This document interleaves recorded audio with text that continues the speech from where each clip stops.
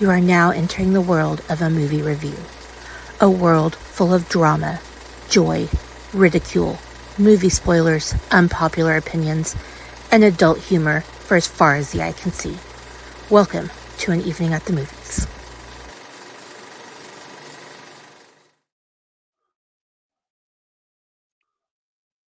Greetings and salutations, Cenobites. This is an evening at the movies, everybody's favorite movie-based podcast. We discuss all of our favorite movies, and of course, why we love them. But I digress. So, we are here today to complete the 100% crossover with Literature Reapers, and I am joined, as always, because I can only be joined by one person to properly do this movie. Not that we don't love the girls, but to fully appreciate what we're here to discuss, there's only one person that can be here for that. We are joined by everybody's favorite Chance the Rapper himself, Chancey Grife. Welcome back, What's Chance. up? What's up, bud? It's always a pleasure, man. Especially when we talk about these fucking fucked up movies that I love. Well, I mean, we've discussed some frailty. We've discussed, go and discuss something different. So You're not wrong. I'm not. So for if there's any new listeners out there who may or may not have experienced the wonderment that is Chancey guesting on the show before, would you like to let the listeners know a little bit about you and what exactly it is that you do in this wonderful podcasting world? Hi, I'm Chancy. I am one half of the Maniacal Music Musings podcast. We find me, myself, and Jeremy, my co-host, find ourselves a guest, and we all pick an album and give it a listen, give it a review and a top five. More often than not, it's usually me having some type of meltdown over something that Jeremy brings for the week. And then, I still got that sign up sheet for that support group. I need all the support I can. I don't recall you having a meltdown on the episode that I was on. No, I think all the ones we picked, of course, that I have that specific notebook with all of it written down. That notebook's upstairs. But yeah, it's I think we all picked pretty good albums that day. Well, you had Queen, I had Bruce Springsteen's Born in the Yeah. Oh, USA, no. and Yeah. Jeremy's the one that he didn't have a meltdown like I would, but he always gives me shit about sheer heart attack because he brought innuendo on the last show, and yeah.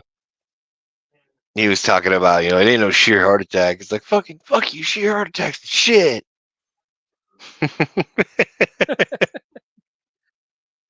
My episode was a great fucking episode, and if people haven't listened to it yet, I dare them to go dig back into the analog or the annals of maniacal music musifications and go find that episode and listen to it. You can check the vault, but you leave my annals out of It was a this. lot of fun.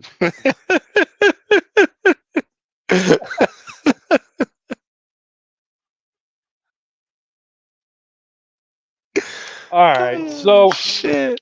all right, so I think how we're going to do this is I will let everybody know, for those of you who don't know, what we're going to be discussing.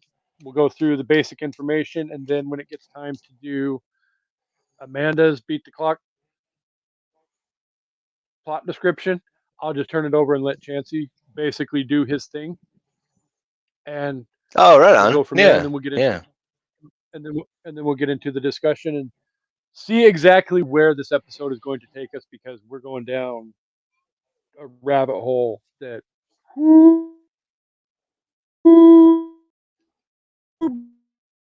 but up. But it wouldn't be a Chancey episode of Evening at the Movies if it wasn't messed up. So You are not wrong again, sir. You are not wrong again. So, with that said, happy Halloween Horror Fest 2023 to everybody.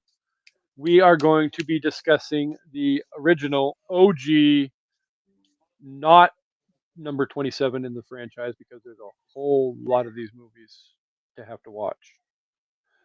But we're going to discuss the OG Hellraiser from the great Clive Barker. So, Yes. uh, Chancy with his voices. Let's see. Hellraiser released on September 10th, 1987. Entertainment Film Distributors had a $1 million budget, had a box office of $14.6 million. So definitely a lot bigger profit than I thought there was going to be. You can find it streaming for free on Amazon Prime. So if you don't have the Prime, I highly recommend it. That way you don't have to pay to watch the movie. You may actually have some research and may know this number, but as always, I will give the co-hosts and or guests a chance to guess the Rotten Tomato meter score for the movie. So would you like to wager a guess, unless you absolutely know what the number is? Oh, I have no idea what the number is. I don't look up the Rotten Tomatoes scores on stuff. But if I was gonna guess, I'd probably say like Because what did we 47. say in the I did not make Oh, fuck Rotten Tomatoes. you would be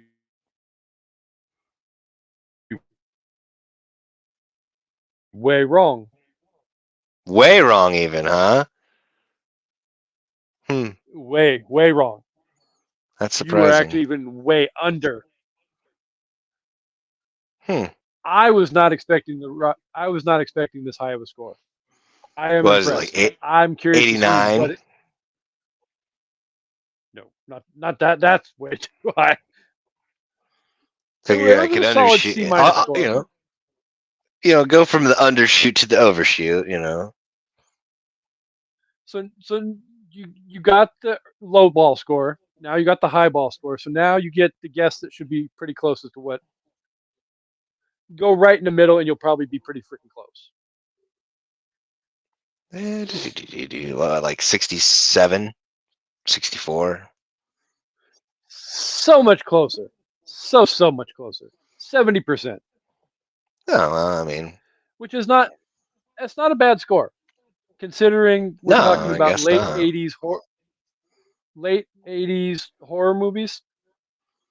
70% is a great freaking score, because this is the era and time that gave us Jason Takes Manhattan. Um, we're getting rather close to a certain curse of Michael Myers. Yeah, freaking Dream Child and Freddy's Dead: The Final Nightmare. You know, this is not a good era for horror movies. We're at that horror is dying off, like slasher movies are dying off. We're still a couple years out from Scream saving the whole freaking genre. So, so yeah, 70%, not a bad score. But again, if anybody who has, again, we don't encourage people to ever turn off an evening at the movies. But if you haven't watched a movie before, I highly recommend you probably go watch the movie before you listen to the episode, because we're going to get deep into some stuff, and there's going to be spoilers all over the place in this discussion. So you've been warned.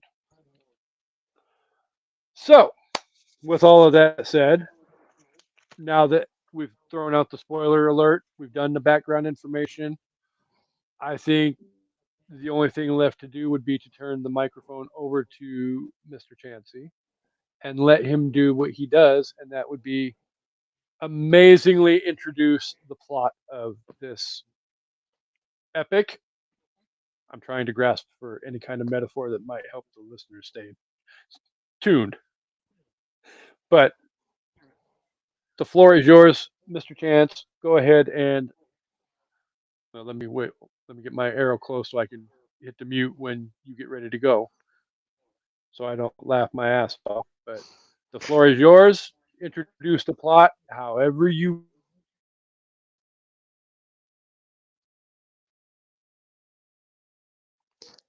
Today, on an evening at the movies, we go spelunking into the further regions of experience in an attempt to satiate our cinephilic salaciousness.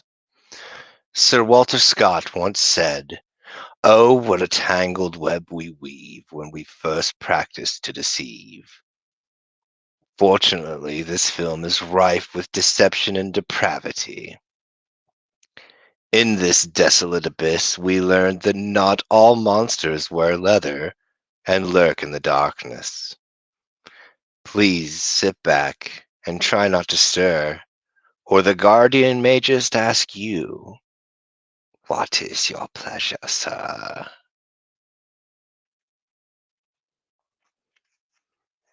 I got chill bumps all over my freaking arms.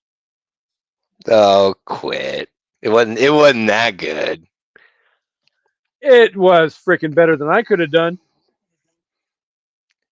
I probably just would have Well, taken thank like you. the freaking little like blurb on Wikipedia and just pow pow pow pow, knock that shit out. On to discussion.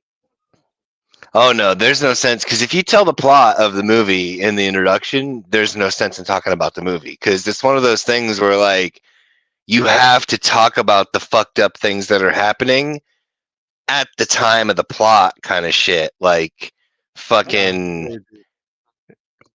well, yeah, because it'll make more sense when we get into it. Because I don't want to just start jumping in like 1/3 of the way through the movie, and you're like, "Oh, hey!"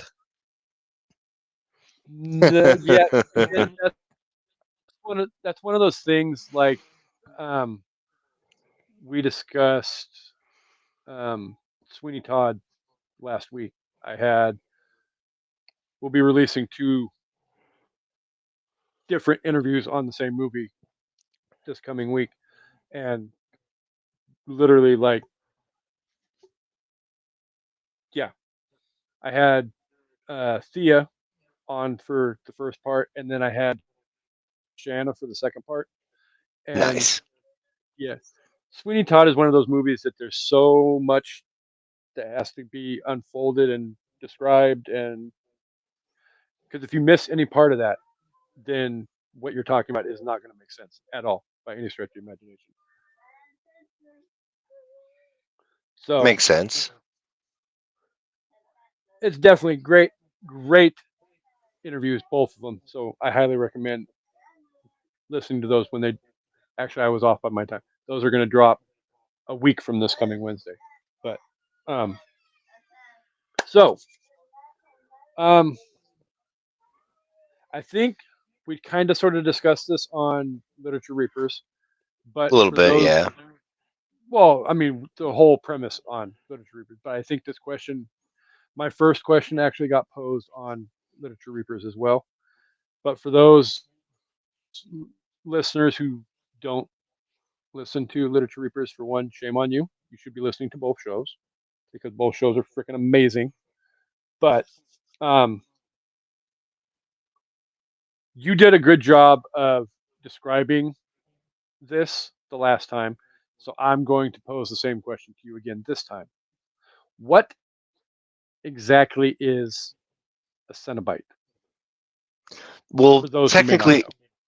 the technical definition of a Cenobite is basically, I shouldn't even say definition. It's more of a synonym. It's synonymous with a monk or someone in a communal setting. Kind of like how the monsters all serve, this other power in this movie. They all live in this communal existence within the parallel dimension of the box, which I know I'm jumping ahead on stuff, but in order for it to make sense, it kind of Not not by a whole lot though. it's I think the reason for calling them Cenobites also kind of gave it that uh theocratic hierarchy. Mhm. So it would make more sense as to, like, because they inevitably end up calling it the Order of the Gash. So, Yeah, ironic metaphor. I know, right? But I digress. We won't go down that. Well, for those of you who have warped, sick, twisted minds like Chancy, myself, probably Amanda, Shanna, most of the members in the I Did Not Make These Rankings podcast network, you're all going to get the freaking haha, wink, wink reference to the Order of Dagash. But I'll let you finish your description, and then there's another part to the question I want to ask too. Oh no, by all means, go ahead. Because Uh, that's a really good description of a Cenobite. Is basically a monk. which also, there also is a question that is posed by um, one of the Cenobites towards the end of the movie, and it kind of sort of references are Cenobites demons or are they angels? Yes. Therein lies the theoretical, hypothetical discussion as to what exactly a Cenobite is. Well, technically, it's the old saying, I guess, that comes to mind that would best describe why I said yes to that in general is what is chaos to the fly is ordinary to the spider.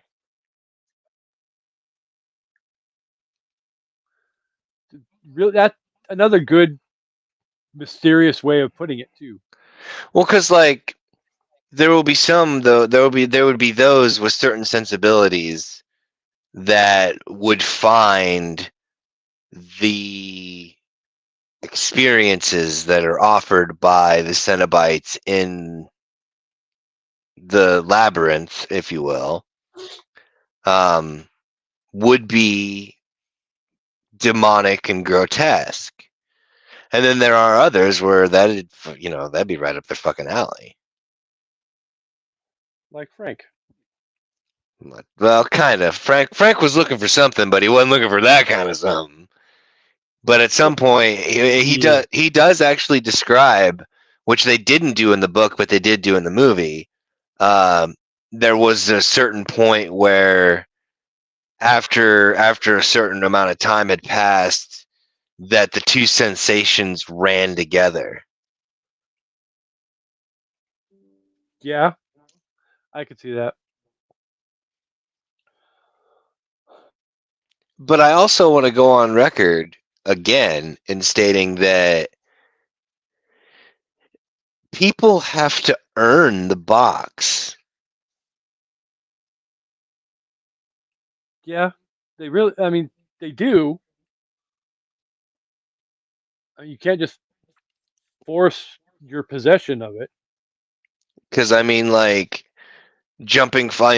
I know we're jumping forward, but in the second one, the way the box is opened, like Pinhead and the gang come out, and he's all like, "Wait, it is not hands that call us; it is desire." And fucking, because they knew that this other dude fucking took, put this other person up to it, Uh huh.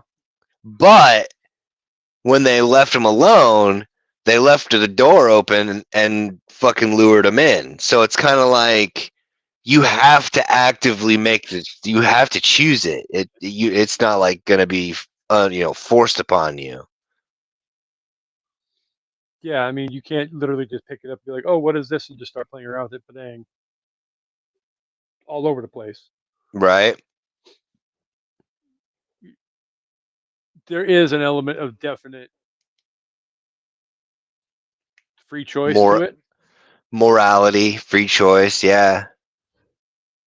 Like Frank's about do you see like the movie starts off with Frank in this undisclosed location, offering ungodly sums of money.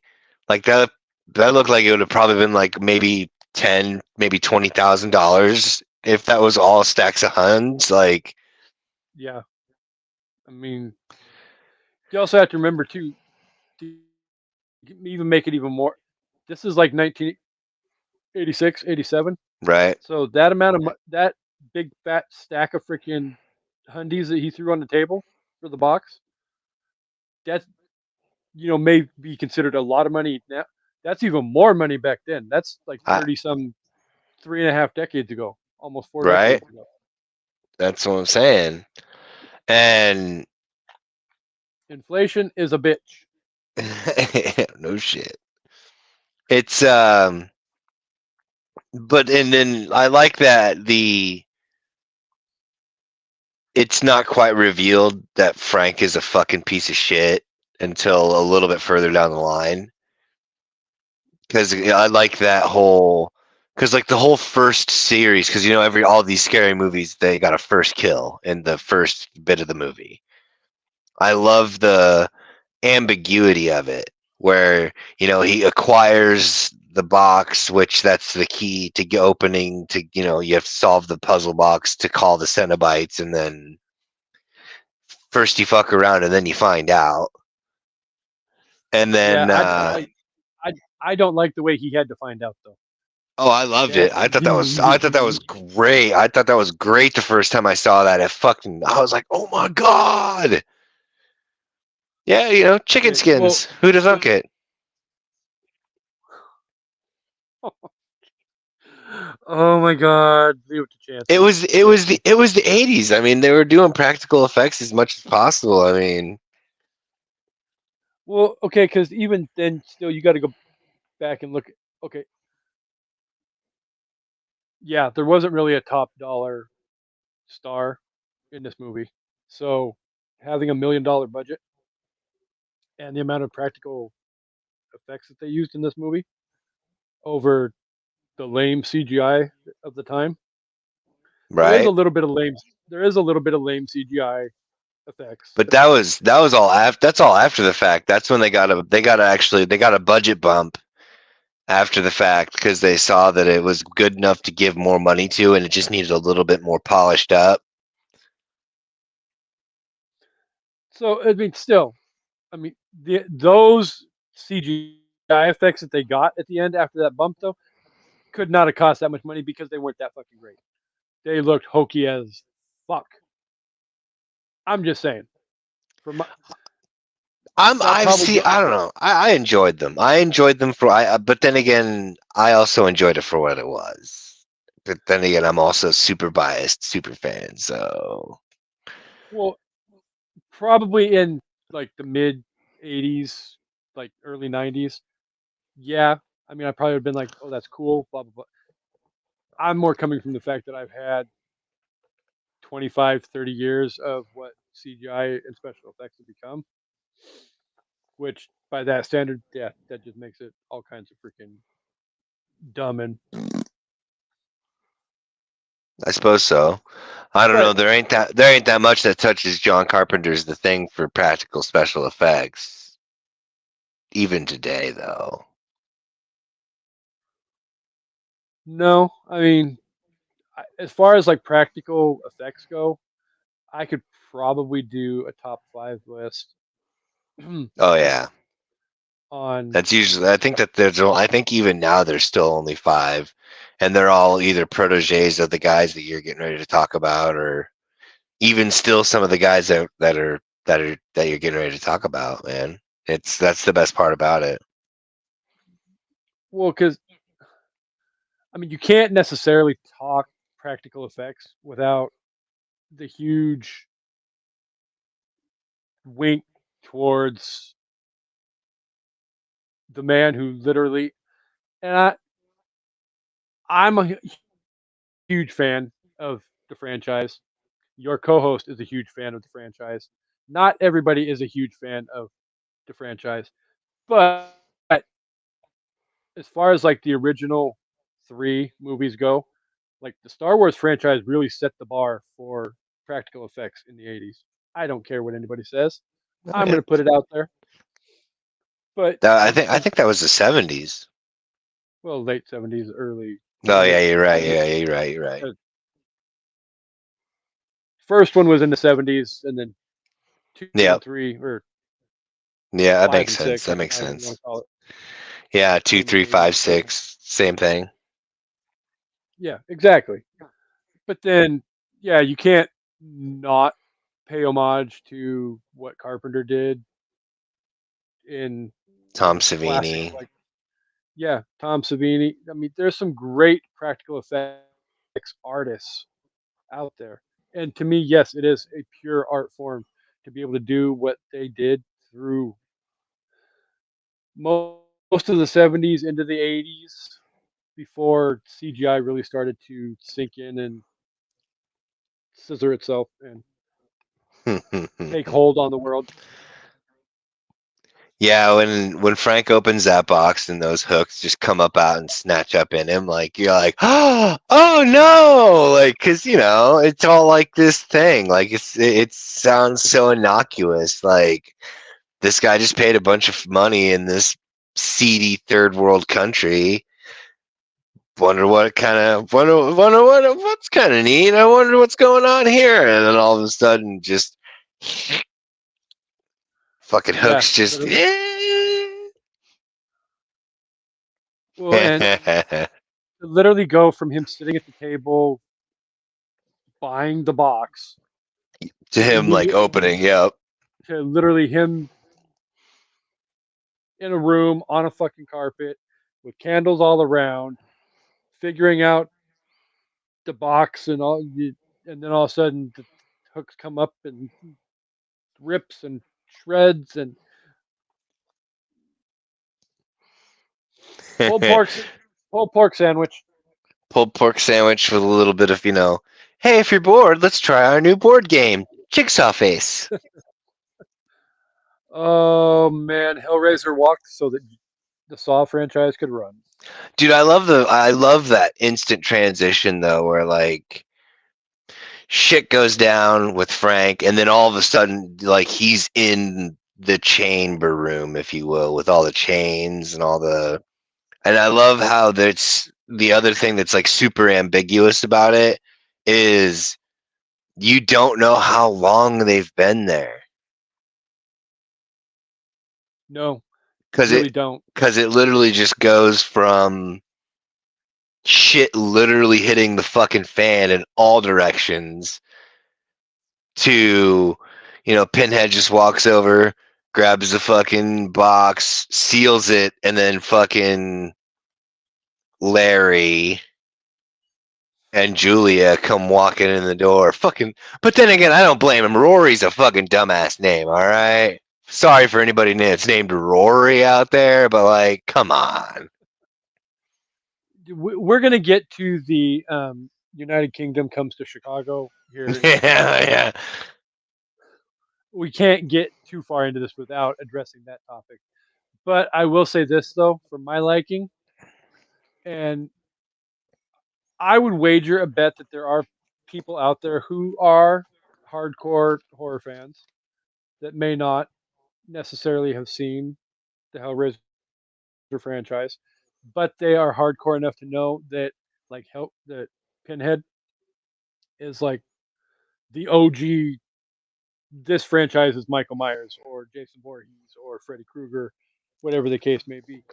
But this is also one of those movies, not entirely like Friday the 13th Part 1, but with the exception of that little brief moment at the beginning of the movie, you don't even get anything else from freaking Pinhead really until the end of the freaking movie. That's not true. So, The hospital well, scene. okay, uh, But that not also as no. not as much though as you would say with like Freddy Krueger in the original Nightmare on Elm Street I or Michael Myers I, in br- the I original brought no, Halloween. I brought that up specifically because of the fact, for the same point that I brought up on Literature Reapers about, and in the introduction itself, about the fact that not all monsters wear leather and hide in the dark. Like the bad guys in this movie aren't the Cenobites.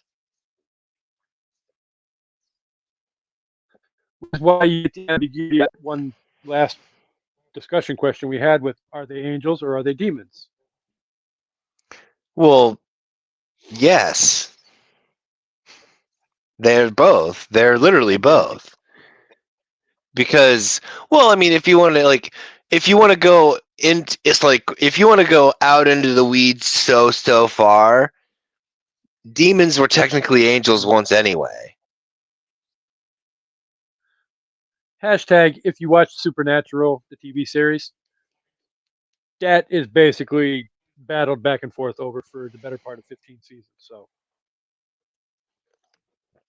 But like, you but know, to those who don't have to cross their path, then the Cenobites could easily be viewed as angels, or those who are fucking, super masochists and are super into that fucking infinite pain shit, then they would probably be considered angels. But then at the same time, would they also not be considerably angelic for fucking taking out the trash, so to speak? again, that's a valid question. It Because I mean, like all I said, boils they're down they're. to go ahead. It all boils I down was gonna to say. Go ahead, dude. fucking lags. No, I don't even remember where the hell I was gonna go. You said it all boils down to Perspective it. Probably. and Yeah, I was gonna say it. Probably just perspective. Yeah, whatever your personal as a watcher of the movie or even somebody in the story, it all boils down to your needs, your perspective as to what exactly your interpretation is of who these things are, whether they're demons, angels, however you want to interpret it. That's just it fits your personal narrative as to what these entities are. but the one thing I really wish they would have incorporated from the book to the movie was the connecting point for how Frank came back.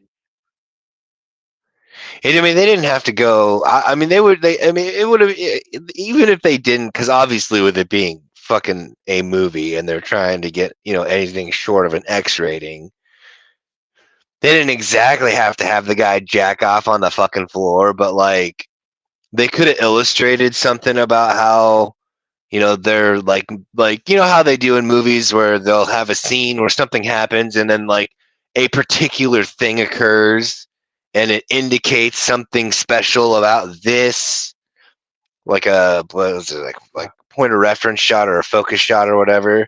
Forced perspective, no, that's a different type thing, doesn't matter. But the point is that when they fuck, like when the chains first went into fucking Frank before it went all fucking Chamber of Horrors, it could have had like a blood splatter on the floor that like, because when Pinhead closes the box, it goes clean room, no fuckery occurred. Like even the candles and all the other bullshit was gone except for Everything what is it clean. looked like. Yeah. Yeah. So like they could have brought that there, because like when fucking Larry comes in with his hand cut open, which I love the way that they had to shoot that whole memory scene, because the MPAA only allows 2 thrusts per fucking per fucking thing. So like they're doing the fucking backsies forthies while she's standing there thinking about getting fucking just plowed out by her fucking brother-in-law. Fucking, and it's all like, dude, switch something else quick. Fucking editors, goddamn. Because God forbid you let it run a little bit too long before the cut and you move over to the flashback. Yeah, right. God forbid they get that third thrust in there. That means something.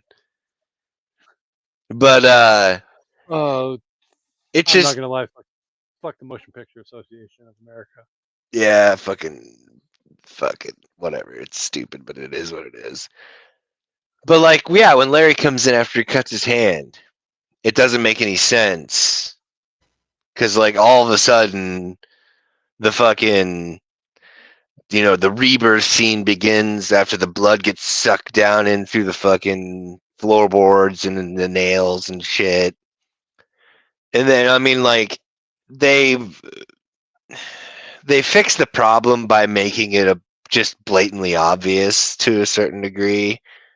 But like I just, for me, like I love that whole scene, especially how they shot it with it being in a wax under a hot light and shot in reverse. Like that's fucking awesome. Yeah. There's And plenty of practical ways that you can do shit like that and for still sure. make it look amazing. And then like the one of the things I like is that they do the pacing the way that they do. Mm. They'll fucking basically drop the bottom out and it's like you're in free fall and then they're like, oh, slow down a little bit. Cause like, the beginning part shit goes down, you're free falling, and then you get the small exposition for Larry and fucking Julia and the movery bullshit, and then the fucking rebirth scene, fucking free fall, and then slow down a little bit because we got the party, and Yeah. basically About the from time the party, all the horse about all the time the horse shit starts picking up. yeah, I was gonna say about the time of the party is basically when you there's no more respite, like you get no rest for this movie, like. From that point on, it is just all on like Donkey Kong. Yeah. And I do have to say this though, like the one thing that bothers me the most about all this is like how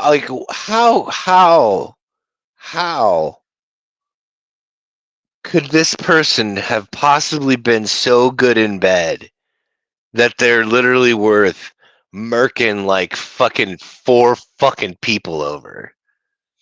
3 technically, 4 if you want to include Larry, but like for real though, I mean, I've had a lot of good times back in the day, but I can't ever be like I fucking if I had the opportunity to just do fucking distributor, like nah, I've never once thought that, and I've been accused of some fucked up thoughts. Oh no, yeah, I fully get that. But yeah, no, yeah. See, now I got you thinking about it. You're like, how does this make sense? This is fucking absolute insanity. I would have lost my whole ass mind and kicked it in its head and like a football and fucking hoped I separated it from its shoulders because it would have fucking scared the shit out of me because it's just got no goddamn skin. Yeah, yeah. Exactly. At the end of no, fuck that shit. I'm not trying to get myself in that kind of a freaking situation at all. Not Yeah, against. that's a sticky situation. It's definitely a very sticky situation. But like, and then she starts, bringing these poor suckers home from the bar. Which I loved how they were able to kind of one for one that first kill Mm-hmm. from the book to the movie. They did a really good job with that. Claire Higgins is fucking chef's kiss when it came to her playing that character. Especially, I know I'll keep talking about it, but this is like when she like in her return in the second one. Spoiler alert! But like, dude, that whole character arc is just fucking for a non-essential, like I shouldn't say non-essential, for a supporting character, that's fucking epic. Like, Yeah, I wouldn't necessarily go full on. She's essential, but definitely hugely supportive but like, in many ways. I also thought that it was weird that they made fucking Kirsty Larry's daughter. Like, I thought that everything made really good sense in the book, the way that it was written. Like, for them to all be friends and for her to be longing from afar. Like, it would have added such a much more sympathetic dynamic. Like, you'd have been much more invested in the characters, I think, if that would have taken place.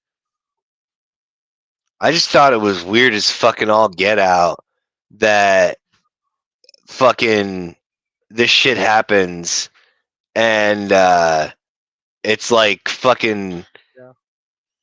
especially at the very end, which I mean, like, I don't know how, like, okay, well, actually, we'll skip that because, like, we'll talk about, because we got to talk about the hospital scene, because the hospital scene for me is the literal, it's the most important and quintessential fucking scene in horror history up to that point. Sorry, I got really Yeah. excited. No. Almost to the point of full on meltdown. Hi, female Casey. Hi. She says, he says, hi, female I Kasey. heard him. I Oh. said hi, Casey, and then he said hi, female Casey. Bye. The Caseys unite. Cha cha. Well, of course, he's awesome. But Yes, I am. oh, okay. I thought you were talking to me for a second. She's like, she's talking to the cat. She's like, I swear to God, I'm gonna kill all of you. And I'm like, wait, what? What? Hold on. Let, Just let take the me. Let phone. me. Take No, the we're phone not and allowed. run, Chancey. No, we're yeah. It doesn't matter. It doesn't matter if he cuts it out or not because it's clearly established you're talking about cats. Oh no, I was going to go live. I decided because of the subject matter, I'm not going to Facebook jail for this fucking movie. So we will be You. pre-recording, not going to Facebook jail. Aha. Aha! But for real though, for My me mama the didn't write reason multiple. that's true. For me, the reason that the hospital scene is the most fucking important scene in horror history, like up to that point, is specifically because of the fact that for the first time in horror film history, the baddies, the scary monsters, are bathed in fucking white fluorescent light. Like, fucking Yeah, bright ass light. because you And don't that, get that in Halloween. You don't get that in Nightmare on Elm Street. You don't get none of that them. in Friday the 13th. None of Any of them. the other Not B horror movies from the no. Light or is even back in the fucking, the dawn of horror, the silhouette of Nosferatu going up the stairs. Fucking, it's all from the shadows in the darkness. yeah, no, exactly. Darkness is the metaphorical and literal bad guy in all horror movies up until September 10th, 1987, when Hellraiser came out. Yes, And but Clive yeah, Barker like, literally decided to take a different opposite entity, and we're going to take that out and put this back in, and we're going to fuck with people's heads over it. but I also think that there was like a double meaning for it. I Well, there think probably that is with his twisted mind. well, I think it goes to what I was previously talking about just a little bit ago. The Cenobites aren't the bad guys. They sort of evolve more into the prevalent bad guys later into the franchise. Well, yeah, But yeah. I mean, they had to do something to keep it going because they saw all the money that came in, and they're like, "Fuck, we got to do another one of these."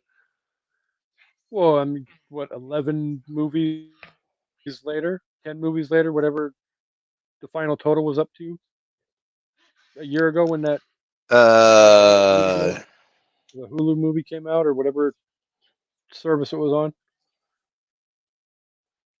okay, so Hell World is 8.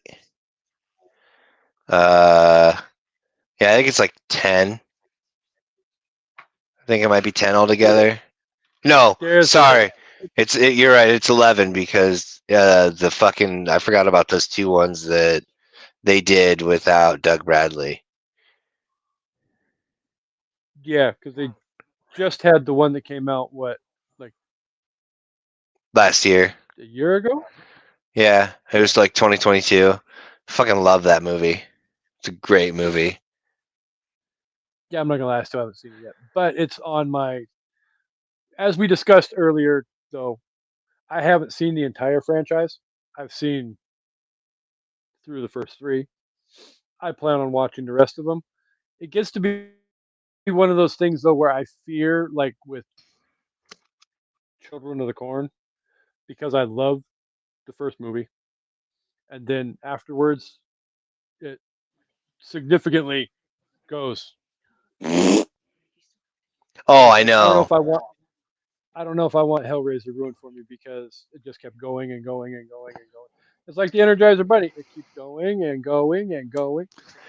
Honestly, I was gonna pitch that on a side note after the show that because since we're already doing TCM, we should probably just do like The the rest of the franchise. franchises, like the franchises, and then I mentioned something before previously, but like when we get through with all the franchises and hit the reboots, do its own separate thing called Back to the Reboots or something shit like that. Fucking like some Nice. stupid name, I don't know.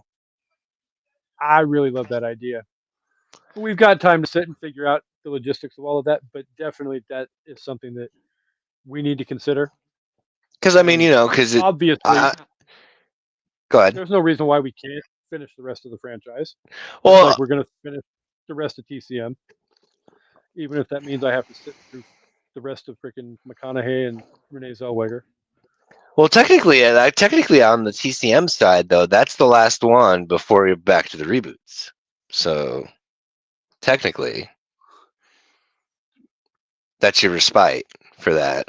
True, true. But then, this is what, after we get through Next Generation, though, that's when the Halloween aspect of TCM comes in because you got the two reboot. Well, you got the reboot, then you got the prequel, then you got all these different storyline, whatever, and then you got to try and piece it together. And Yeah, that's why I consider that whole section the reboot section because they were yeah, that trying to makes sense. basically reboot, reinvigorate, recharge, and fucking reinvest that goddamn money back in their pockets. But And not to no, like we'll go down that rabbit hole when we get to reboot the reboot or reboot the boot or whatever we decide we want to call it. But oh, there's a there's guy out definitely there, the maniacal cinephile. Throw him a shout out because he's fucking uber badass. He does a thing called boots to reboots, and if it sucks, he stomps on it with a big ass boot. It's great. But like back to the reboots, like Back to the Future from Future Tense shit. I don't know. It was stupid. I was. It was probably the first thing I thought of. There's got to be something that's already out like that already. either way though. Still, we take an idea, put a little bit of a twist on it, and make it our own. So it's not like brackets being done hasn't been done by everybody before. You just have to Also, yeah, that's valid. find your right thing and come up with a concept like chaos brackets, like the girls and I did for the ones we do on an evening at the movies. Word. Although I do want to go before we go any further. I do want to say that Stephen King himself actually gave such props to this movie that part of the promotional trailer for it is literally that movie guy voice going, "I have seen the future of horror, and his name is Clive Barker, Stephen King." And it throws up the great bell. It goes, bong, fucking, ah.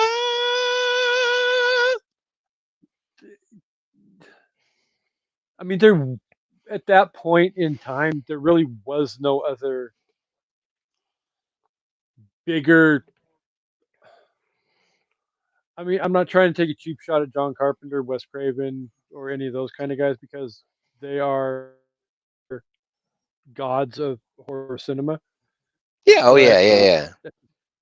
at the same time, even as bad as some of King's movies were in the 80s, still people flocked to the movie theater to see his movies. people flocked to bookstores to buy every new book that he ever published. Even the ones that he didn't remember writing. Well, yeah, because this is all the pre Hellraiser years were the alcohol and cocaine years. So, you know, it is what it is. But I mean, even today, you get some people that start to question the validity of some of the things that he says like that. But those people that know, they truly know. And when it comes to judging anything horror, if Stephen King gives you his stamp of approval, that means Right? you're pretty goddamn good. If I wrote a damn book and Stephen King reviewed it and said the next great thing in horror literature, I could Right? fucking die a happy. I'd die a happy man. Fucking fact-based fucking testimonials right there. And I would probably cry like a little girl too. Just saying. No offense to But little girls. No offense to the female gender at all either. But yeah, to get the stamp of approval of somebody like Stephen King, wow. So, um,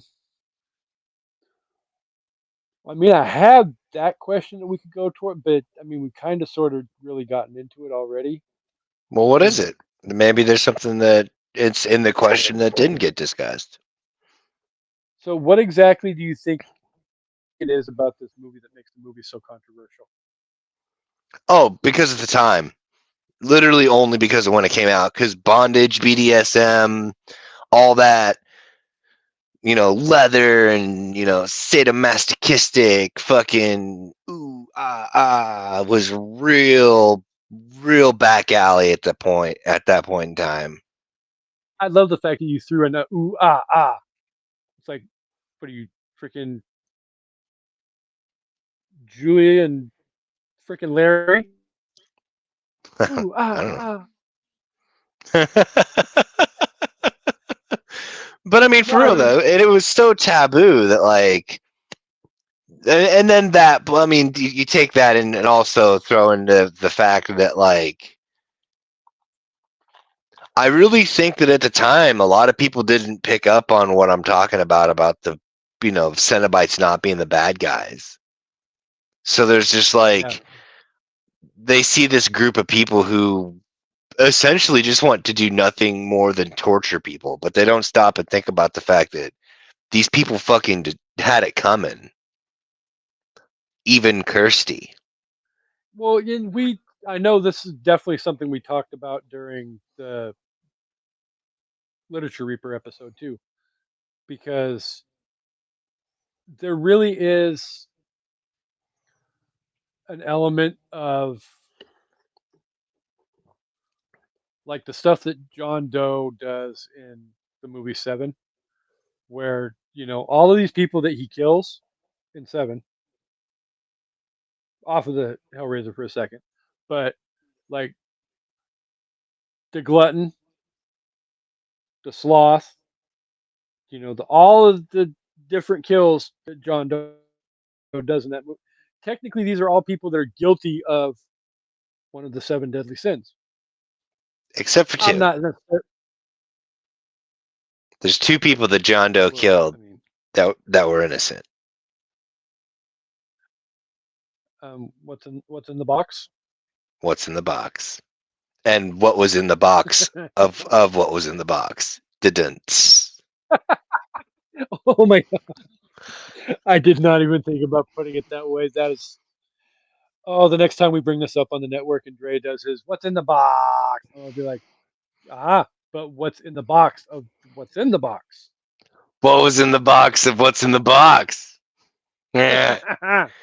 That That's awesome. is such a sick and twisted way of putting that. Oh wow. We're not going down that road because we need to do Seven on the show. It's Oh, such for a sure. fucking amazing Dude, I movie. fucking even like if I'm not able to be in on the whole episode, I just want to have a recorded discussion about lust. That dude That fucking dude should have won a fucking Oscar. Yeah. They should have fucking created a whole ass fucking category for that motherfucker to give him an Oscar. Yeah. Well, and this will be an episode that we definitely have to have Chansey on. We definitely will have to have both of the girls on as well, because I can guarantee you both of them and their sick twisted minds are gonna get enjoyment out of that discussion. For sure. And at the end of the day, we'll probably have to bring Dre in, at least for, if not the whole episode, which definitely Dre would be welcome for the whole episode. But you have to get Dre's impression on the "what's in the box," because he does it so freaking well. That's funny. That's good. So That's good.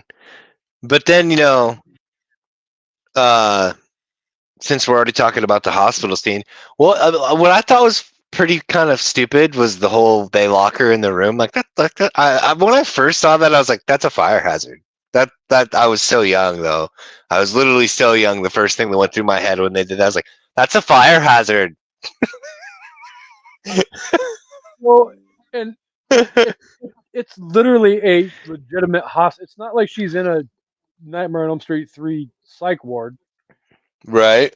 She's in a legitimate hospital, but here, have this, and they set the box on the table in front of her, and then they walk out and lock her in the freaking room. Right. Like, listen here, you mocha latte doctor. Mocha latte docte. Exactly. So, yeah, that definitely felt a little bit wonky, for lack of a Uh, better term. Speaking of wonky, I do got to go out on a limb and say it. Some of the fucking dubbing, some of the voice dubbing was wonky as fuck. Yeah. Because it's like literally the whole thing was basically shot in fucking England. And they're like, you know what? We'll give you more money, but this has to take place in America. It's like, uh, um, what? Well, because Julie and I've Larry, never, they definitely yeah. have their British accents, but Well, Larry's American because, but Frank's got a fucking, well, okay, half-ass. there's That accents all there's accents all over the place in this freaking movie. But yeah, skinless Frank had an accent, but fucking skin Frank didn't. oh, dude, yeah, Fucking the dipshit boyfriend and the doctor neither had an accent, but they're fixing to get on the fucking underground, the tube, if you will, in England. Like fucking, yeah. what? She's walking down the street with an overhead fucking train. Or no, it was a steel yard. It was a steel yard. Yeah, like I'm fucking not, I'm not gonna lie either. When they get to the end of the movie and the boyfriend, they come out of the house and it's raining, and the boyfriend takes his coat off and puts it on her. That freaking shirt that he had on. Oh my God, could there be anything that was more 80s than that freaking shirt? right, All, right. all the different bright color rectangles all over. Oh my God. It's like That's a literally fact. the 80s puked all over his shirt. Not that I Factual. don't love I love the 80s and everything about the 80s, but that shirt was like the 80s literally took a big fat puke right on the front of his shirt and be like, "Ah, now wear this out to the world for the world to see." You know, uh, so there's a couple things. So like before we start getting to the final downhill spiral of the insanity of the movie, uh, so spoiler alert, fucking Frank kills his brother Larry and puts on his skin. What okay, okay. I don't care. Y'all can say or think what you want about me, but am I literally the only one that was like, what happens if Frank's dick was bigger than Larry's? Leave it to you. You and Shanna would be the two Well, people that would come up with that freaking I question to mean, pose. you know, or what if it went in the opposite way? Like, what if he had so much extra it just hung off on the end? How are you supposed to fix that? You're gonna hem it up like a pant leg? It's just a meat puppet condom. Oh my god, it's a meat puppet condom. Oh shit! No, it's Oh okay. my god, the I tied off the end. It's fine. oh my god. Just put a little twist stick thing on the end. It'll stop. Little It'll bread stop. tie, just a little bread. Just put a bread tie on there. It'll be fine. Oh my god. Freaking leave it to goddamn Chancy freaking Gripe to come up with this shit. So here's a great pivot point. So we were talking about that, and then we get to talk about this. Since they did the writing change and everybody's fucking related pretty much, the whole Frank trying to fuck his niece thing, fucking creepy. Super weird, super fucking creepy. And then he's wearing her dad's skin. So then it's like her dad's trying to fuck her. So it's like your father slash uncle wearing your father's skin wants to kill you and fuck you. Not necessarily in that order. Fucking. I don't even think I even want to try and figure out the order for that because that is some weird interdimensional incestual bullshit. But when I said earlier that even Kirsty ended up deserving to be a victim of the Order of the Gash is twofold. One, she stole the box. Mhm. Shame, shame, shame. She should have left well enough alone. The second Absolutely. Was when actually you had even messaged me about this when he's all, we want the man who did this. And she's all like, no, he's my father. You can't have him. Ignorance to the law does not save you from punishment of the law. And his deal was they wanted that shit and they wanted Frank. And he even said, if you try to do whatever, the old infamous will tear your soul apart shit. And she fucking Yeah. she fucked around and fucked up. She breached her end of the contract without even knowing it. She fucked around and she found out. But Well, tried to find she was out. the final. Although I do gotta say this does actually defeat the final girl trope because the fucking that night she had that bad dream where fucking her dad was all covered in blood with that creepy screaming baby. They got down like way downtown. Downtown Julie Brown from fucking 1980s fucking MTV VMAs and that shit. Oh my god, freaking Milli Vanilli flashback. He Oh got her man. he got her plied up with liquor and see what he could get away with. Although they were, and I love the fact that they fucking are making out on the subway entrance, and then she has the bad dream, and they wake up in her apartment with 2 single beds. What the fuck? Yeah, shout out to freaking I Love Lucy and the fact that they slept in separate beds and all those other black and white TV comedies where everybody slept in separate beds but yet had 8 freaking kids running around. Right? Because evidently it hops from bed to bed and then into the tunnel of love. Fair. I mean, that's actually not a bad one right there. That's a good one. I did like how they didn't just, nowadays if you look back on it, it's a bit hokey, like how they do the monster reveals at the end. I love the Pinhead fucking on the fucking plank board bit where they fucking raise him up and he's all, we have such sights to show you. Like, fucking, oh, bro, get out of there.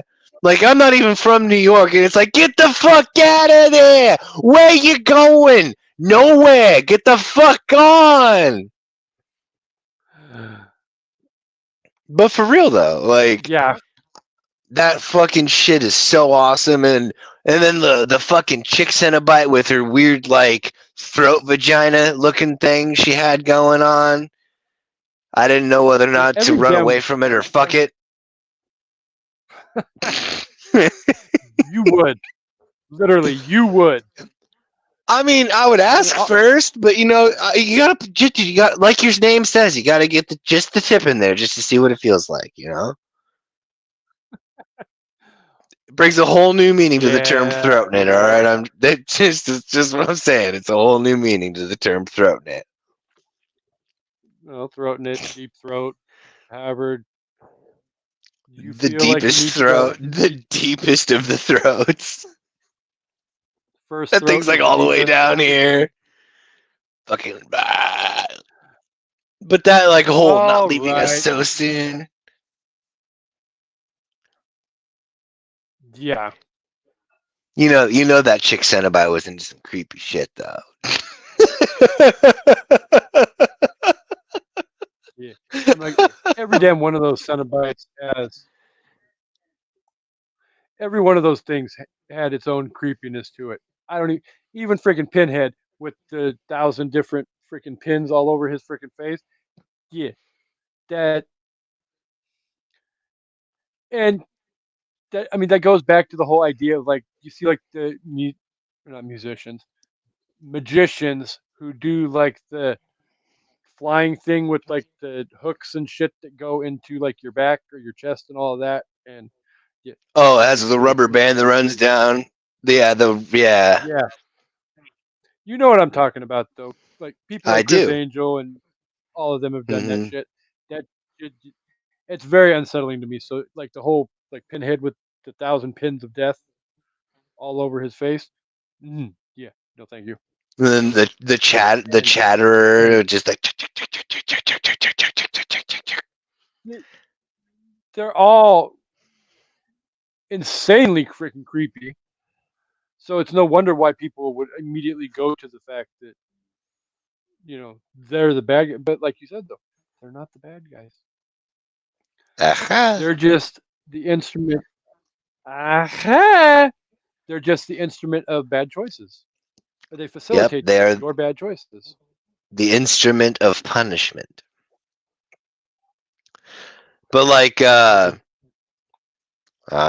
see, demons to some, angels to others. Aha! Aha. No, the thing that there was a couple things. There was one thing that we missed that was in the movie but not in the book, and that's the bum, the keeper of the box. Uh, I did like at the end how he goes and just walks into the fire, and then just saves the box from being destroyed, and then flies away. I mean, the effects suck. Okay, I'm not pinning my hat on that one, but the premise of the idea behind it, I really, really thought that took it kind of like it made for good sequel bait.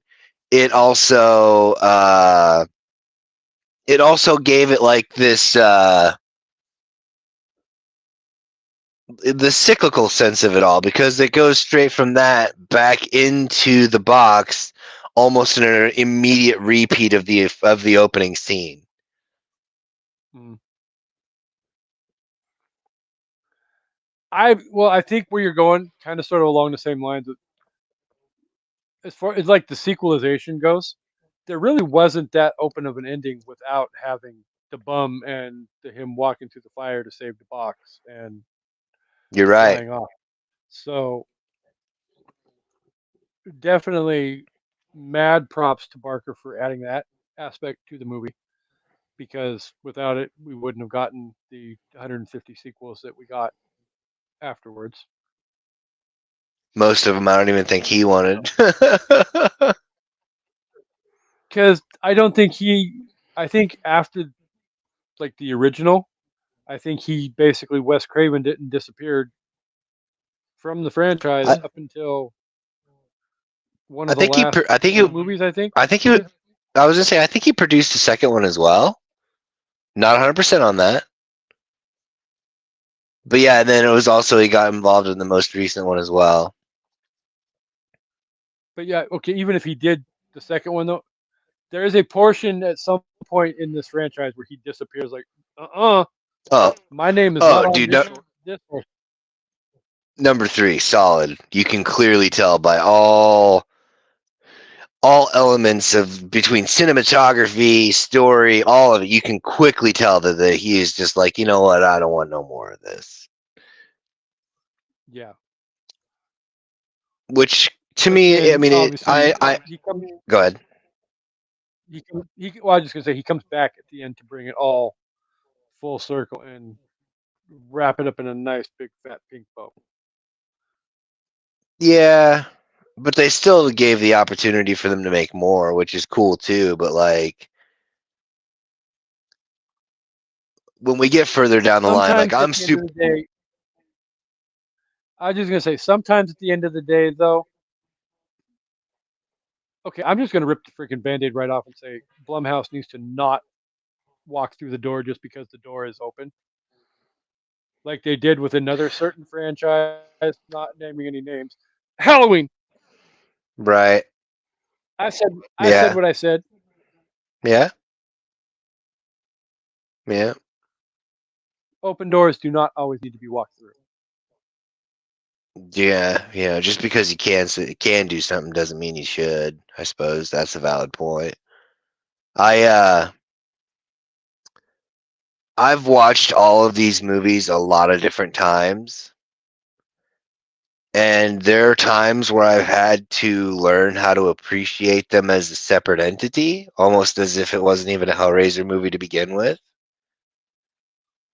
But there's still interesting elements about all of the movies that are like, wow, if they would have fleshed that out a little bit better and maybe not just did it on this based on this, that, and the other. Because there's one of the movies in the series that wasn't even like it was completely written separately to be something else entirely, but they were running out of time on making something to maintain the rights with Miramax, I think it was, and fucking we're Which what? Oh yeah, no, they just literally roll. They're like, oh yeah, we're just gonna take this movie and then fucking put a couple of shots of Pinhead in there and fucking Hellraiser, blank, because I'm not gonna give that one away until we do it. But like for real though, it's like, and even that, it's still a good fucking movie. Like if you were not, if they would have taken Pinhead out of that fucking movie, it'd have been a good fucking movie too. But that's neither here nor there. The first, this go ahead. again, this is where I come with my opinion on a certain third movie in a franchise named Season of the Witch, where I don't have a problem with the idea of the plot of said movie. I just my issue with it, and I've told Amanda this numerous times, is to me it's not a Halloween movie. Leave the Halloween I'm with you. 3 off of it and just present it as Season of the Witch. And I probably stomach it a hell of a lot better than I do trying to stomach the fact that it's the third Halloween movie. And Michael Like I Myers is said in it for before, like fucking 20 seconds.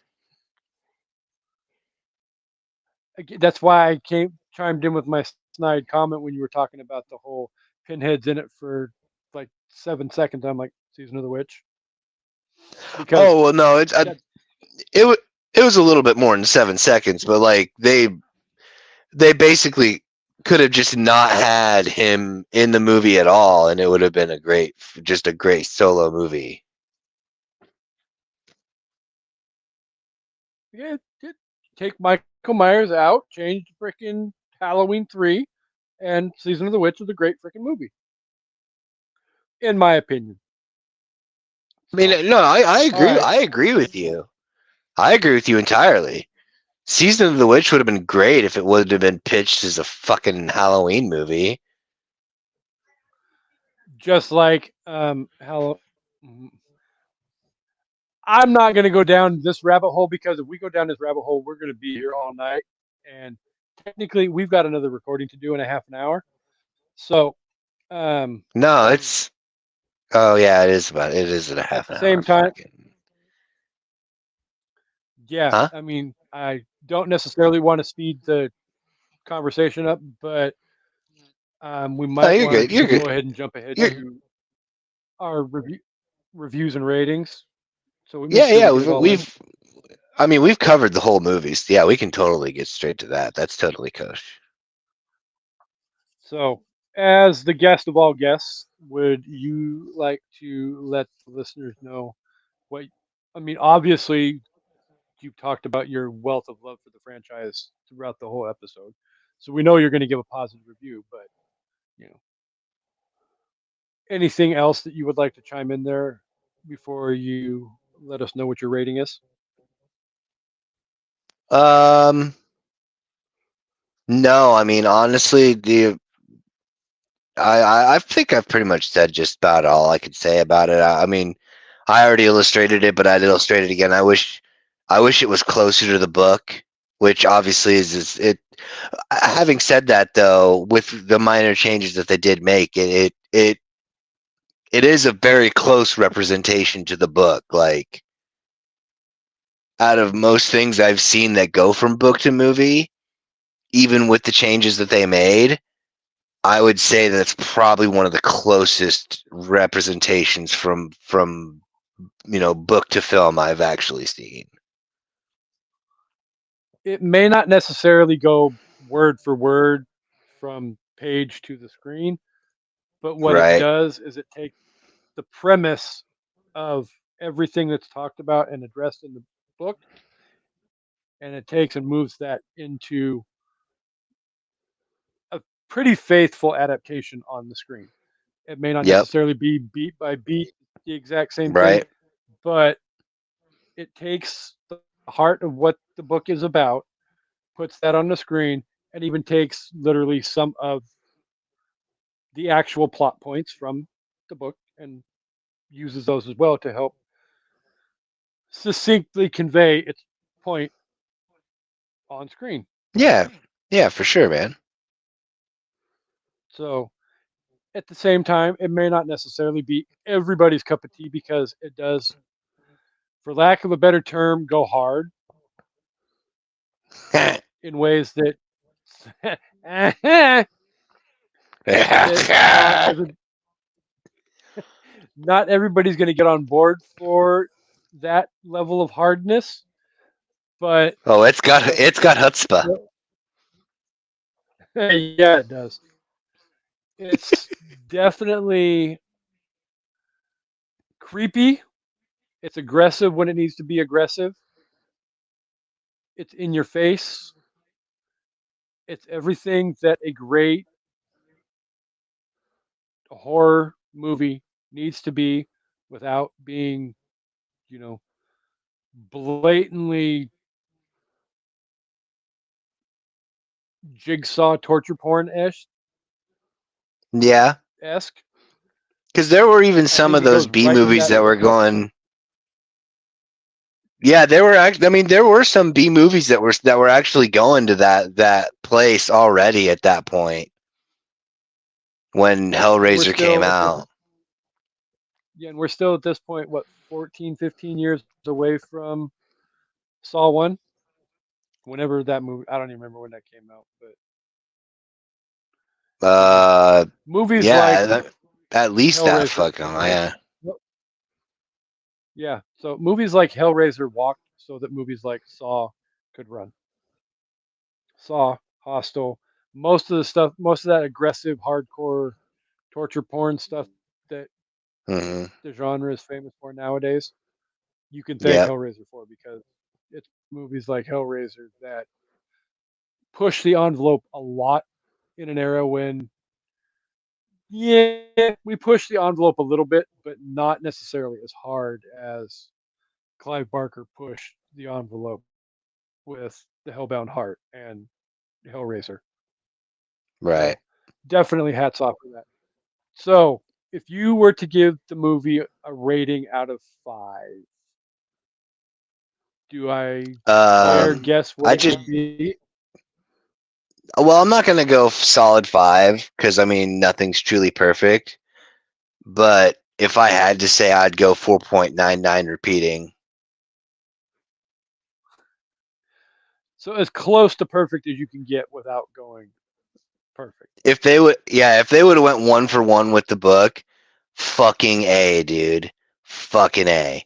This would have only been an audio version of a recording because I would have been just steady fapping the fuck out of the book. I'd have been fanboying the shit out of it. Like, oh my god, this movie is so goddamn good, dude. If they would have went 1 for 1. Oh, I'm sorry. I'm going down to a melt. I was starting to go down into a rabbit hole of a meltdown. No, seriously though, if they'd have 1 for 1 it, book to screen, like, well, first it'd be an instant cult classic because literally nobody could have fucking found it at the time it came out. But damn it, it's good. Yeah, I don't think the Sorry. Motion Picture Association of America would have let that happen. No. At They least with an R they rating, they would not have let that shit. they even made them take out a scene in the old memory lane skit where he slapped her on the booty, and they made him take it out. Swear to God, it's on the fucking it's on the commentary. Damn. So I think I will go.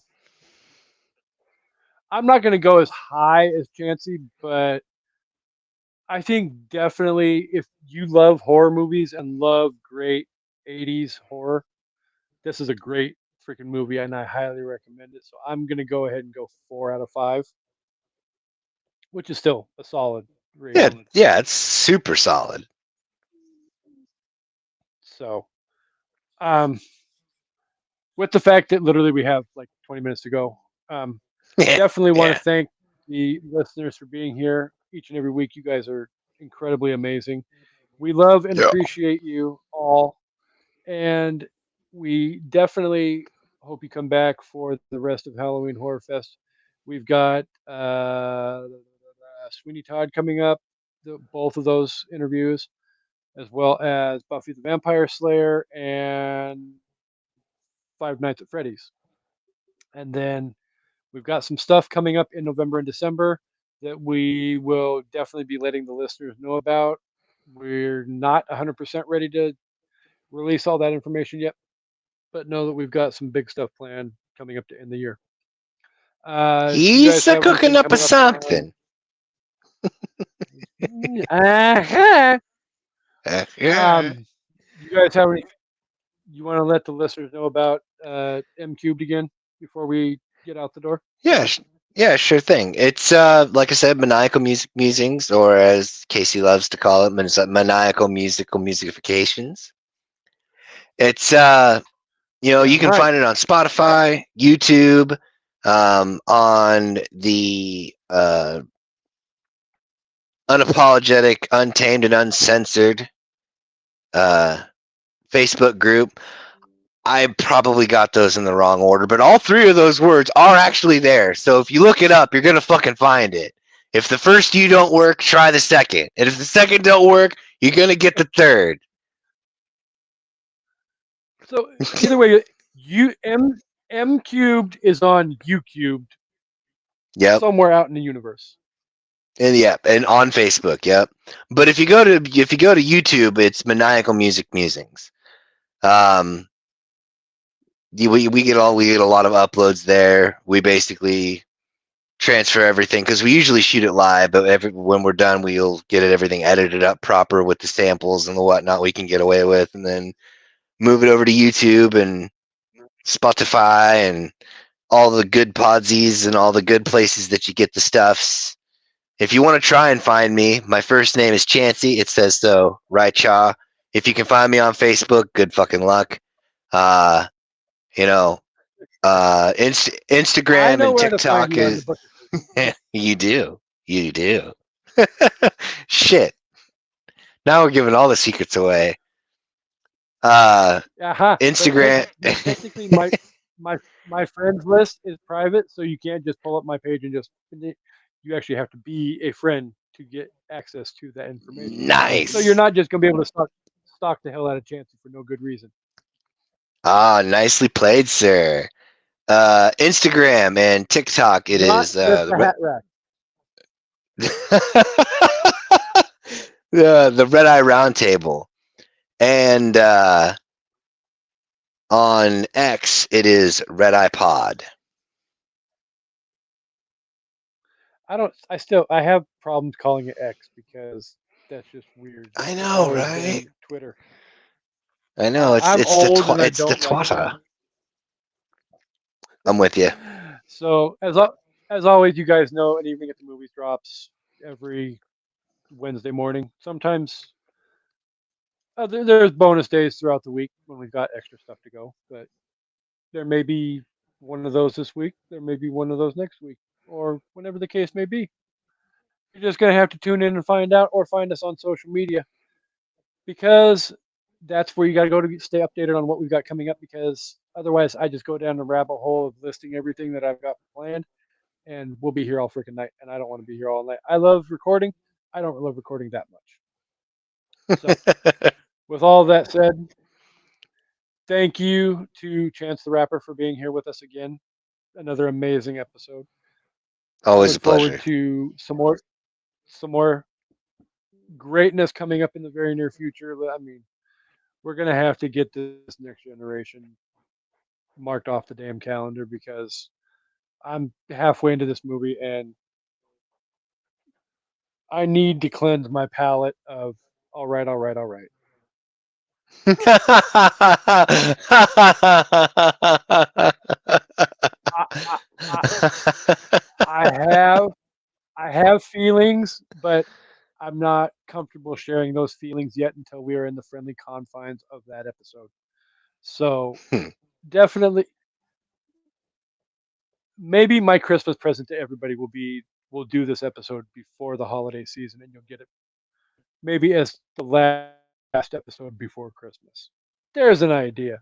My present to you: how much I love or hate Matthew McConaughey as part of the Sawyer family, or not a Interesting. part of the Sawyer family. I'm not spoiling the plot twist in that movie just yet. You have to tune in for the episode. So Yeah. I'm rambling again, not meaning to ramble. So, but definitely thank you guys. Thank you, Chancey, for being here. Thank you guys for listening. And as always, we hope you guys come back for. I am not comfortable doing this because it's Amanda's job, but we hope you guys come back for an evening at the movies. Have a good week, guys.